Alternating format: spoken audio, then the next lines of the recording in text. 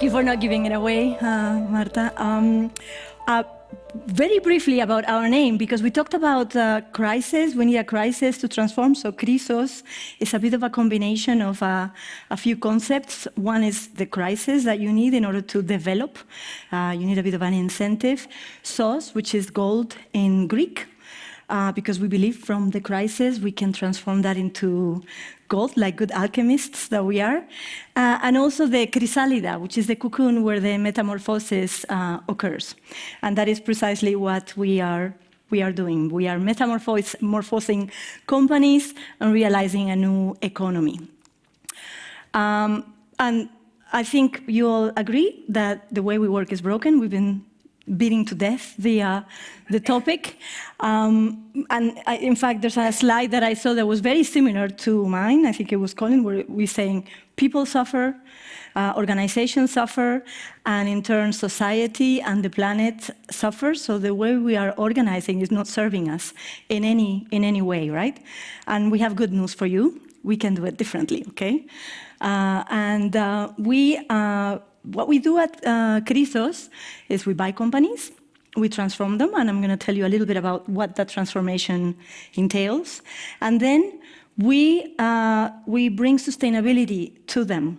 So the legal structure that we feel it's needed to lock them, similar to what we were seeing with Chocolonely, so that they can sustain the new paradigm that they've transformed to. Now, our approach for transformation is not something that we've just improvised. There's people that have been working on this for the past almost 20 years. So there's hundreds of transformations that we've done using this approach, and we know it works. It's harder to make them sustainable over time, because they are highly dependent on that source of the transformation, the people that are there working on it. And this is why we are innovating in the way we transform and in the way we sustain them, so that once we do these transformations, we can lock them into this new operating system. In Krisos, we have another transformer here looking at me present. Hopefully I say everything correctly. We have collectively also a vast experience in doing this sort of transformations. We have over 50, our collective experience. So we know what we're talking about.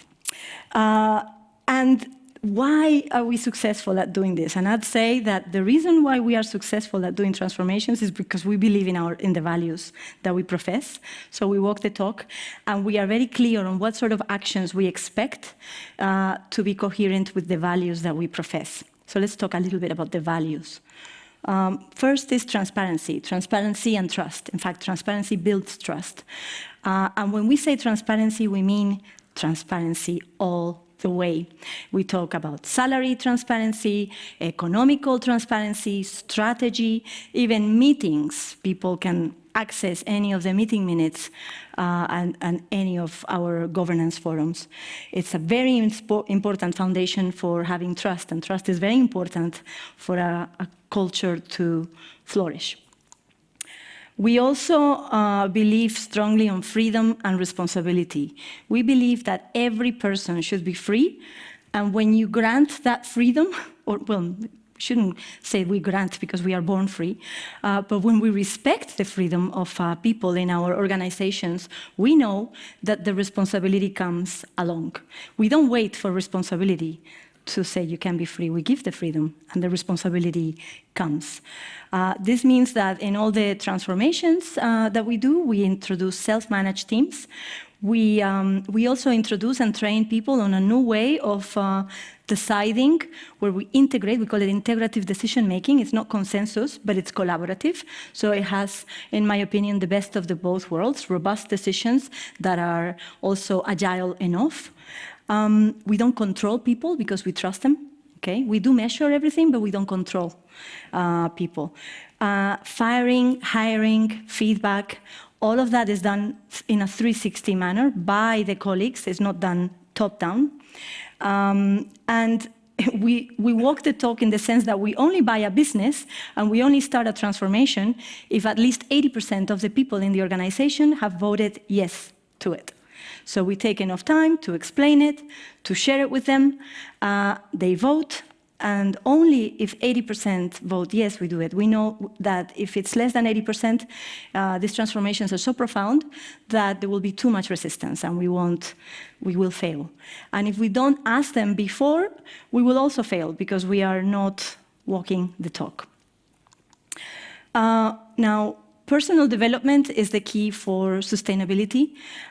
We can change systems, methods of governance, legal entities, and for a while, it can feel that it's working, but as soon as the person, that source that has the vision, steps away, it all will crumble down, okay? And we will create little Frankensteins, as our partner calls them. So it's very important that as we are doing these transformations and we are working together with the organization on how to operate in a different way, we also work on personal development. We work on emotional intelligence, and this has to be for everybody, not just a few leaders.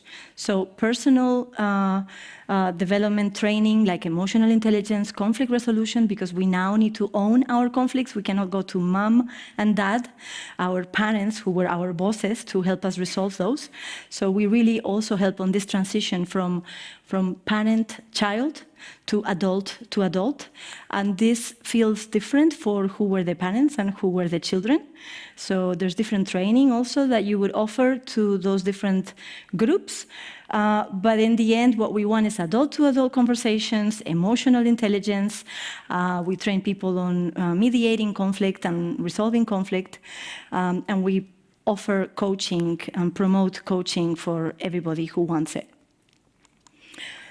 And also distributed power. And this is very important, okay? Because I believe strongly that one of the biggest problems of the world right now is the concentration of power. And who holds that power don't want to give it up, right? So in all our transformations, we make sure that that power is very distributed and we don't let it accumulate, okay? So we create 3 governance forums. I'll tell you a little bit more about it, so that we can actually really spread the decision-making and the responsibilities amongst a wide group of people, where a lot of people can be part of the leadership and the governance of the company, and that is recallable. So who's in those groups are people that were elected by their teams, not people that were put in a top-down manner by me, for example. So the teams decide who represents them and decides if they don't want to be represented by that person anymore and change their rep at any time. We also do all-hands meetings to make sure that we keep that alignment, but we also decide collectively on decisions that affect everybody. And funnily enough, those emotional decisions, silly things like hours of work or if the coffee is here or there, are actually have a really high emotional charge. So it's very important that we take the time to decide collectively in those things. We really believe in salary equilibrium, and we believe that the distance from who earns most and least should not be too high. We think a nice equilibrium, at least for the size of companies that we do transform, is 2 times. So the top and bottom 5th percentiles have a distance of 2 times from each other. And then we believe in this employee ownership and steward ownership and foundations as ways to bring that sustainability in the future. And finally, purpose and generosity. So we believe in the long-term vision, not being opportunistic. We don't look for the short-term result. We look for the long-term run. And we also believe that being generous pays off. I think we talked about it. You were talking about it, Mark. So we start our transformations by raising salaries, bringing that equilibrium, making sure that all employees are above national standards. We share the profit. 25% of our net profit is paid in bonus to everyone, not just a few. And we also agree with them in which way they want to distribute that, if it's equitably the same amount for everybody or proportional to the salaries. That's something that it's up to the organization to decide. And also, we don't fire for economic reasons. That's very important because we believe that we are stronger together. So if there's a crisis, we buckle up and we navigate the crisis together. But to amputate a part of us to survive a crisis is not a good strategy in our playbook. So we never fire for economic reasons, and we give that safety. Having that safety and not having that fear changes significantly the way people fight for their organization. Okay, so story from the field. So we, as Marta Elvira told us, we bought our first company, Indaero. Indaero is a company in Seville, about 50 employees, a bit less. They work in the aerospace sector, and in October 2022, they voted. 87% voted yes. A few bosses voted no. And it took us a bit longer than we wanted because we're still creating the legal structure for the fund. But in July, so about a year ago, we started the transformation. Okay, so a bit of a timeline, okay? Again, they voted yes. We finished the due diligence and the transaction in July. 2 months later, we had co-created the organization with them. We think it's very important to start co-creating from the get-go. So we created a group of volunteers, and the first task is let's figure out how we want the new teams to work. And the key thing that we need to look at when we are reorganizing is where are we going to put all the bosses?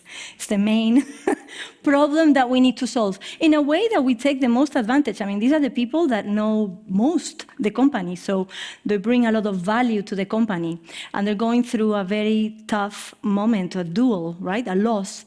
They're losing power. So we have to treat them gently and with care because they also are the ones that are going to give us all the growth. Normally, we put them in front-end positions so that they help us grow the business, and we try to mentor them, train them, and help them see how much value they will bring to the organization by helping their colleagues rise to the occasion. But it's very difficult. It's probably the most difficult is dealing with that loss for them. About a month later, we had the organization, so we're ready to go.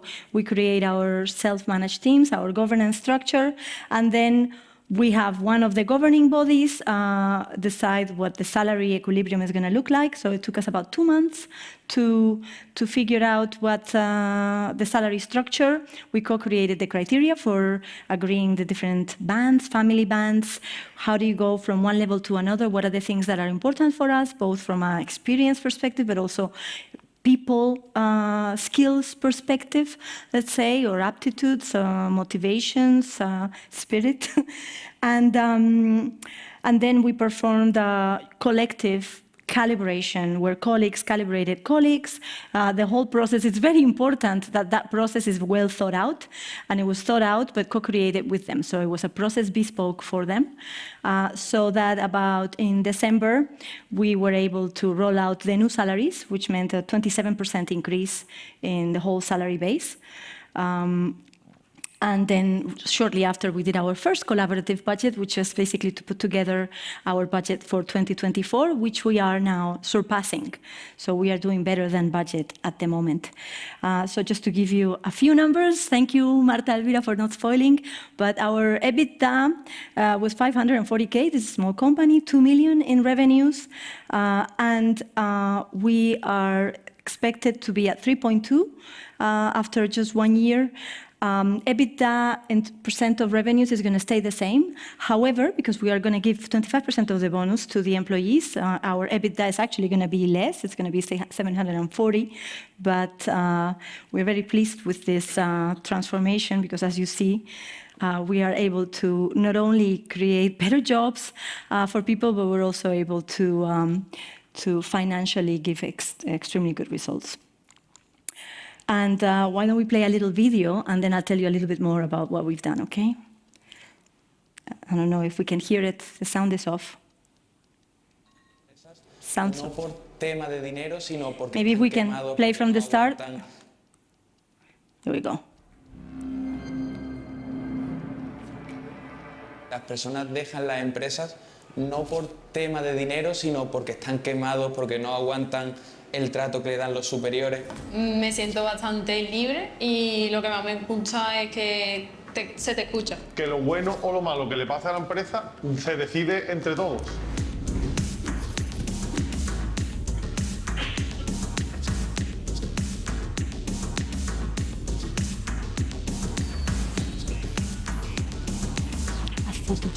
Fotos.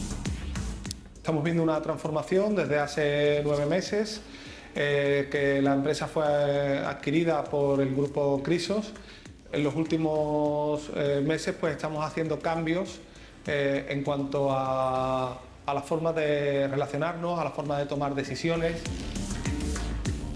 Entonces para mí ha sido más casi una liberación por poder compartir las decisiones que una frustración por no seguir siendo un jefe. Yo estaba en una posición de jefe también, entonces ha sido desaprender a ser jefe. Y es un reto todos los días encontrarte ante situaciones en las cuales intuitivamente harías oye, mira, prueba por aquí, ve por allí, y de repente dejar, bueno, ¿tú qué harías? ¿Qué crees que sería lo mejor? ¿Cómo afrontarías tú este tema, no?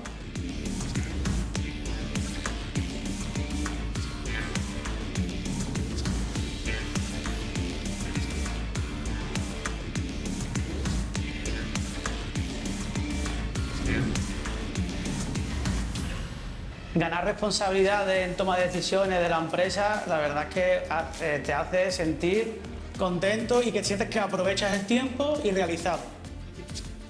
Te da la oportunidad de participar y ayudar en muchos departamentos, en muchas tomas de decisiones. Tu voz cuenta y es importante para la empresa. Hay veces que al principio parece que se tarda más en tomar decisiones, pero luego te das cuenta de que se toman mejores decisiones, entonces al final acaba siendo algo positivo.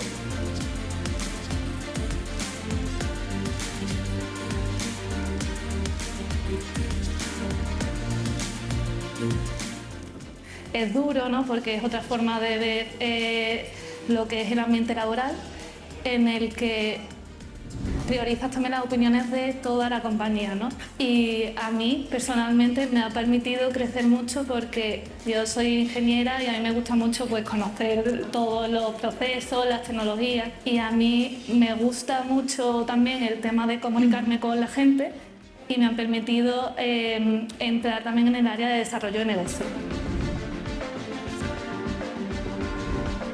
Confío en Indaero, confío en el equipo, en el producto. Creo que podemos lograrlo.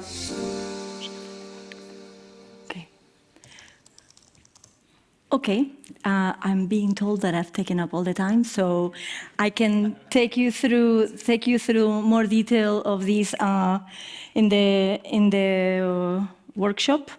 But anyways, we've eliminated the hierarchies. Marta Elvira will be happy to know that all these women are now in leadership positions, so we've gone from 22% to 52% of women in leadership positions having a voice. Needless to say that salaries are completely equal now. I can take you a little bit of how we've done the calibration, the peer-to-peer salary model, and how we raise salaries. We've gone from being 4% below national average to 27% above national average. Lots of training. We can also talk, if you want, about all the training that we've had to introduce to bring this, and it's not over yet. There's a lot. We have a long journey of training to go. So just my last slide. This is a leadership explosion. We are democratizing governance properly, women in power, and salaries up. So this is kind of the impact that we are creating. Thank you.